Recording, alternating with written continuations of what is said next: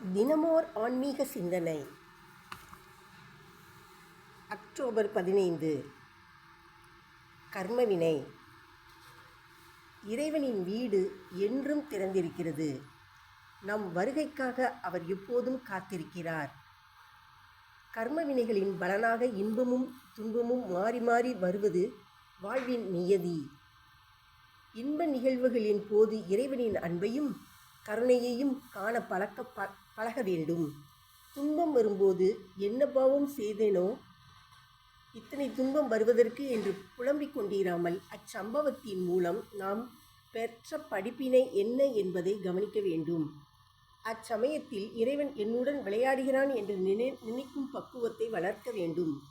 இவ்விதம் வாழ்வில் நிகழ்வுகளை இறைவனுடன் ஒன்றுபடுத்தும் போது கர்ம வினைகள் அழிக்கப்படுகின்றன.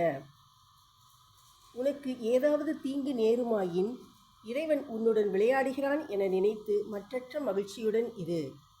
சுவாமி விவேகானந்தர்.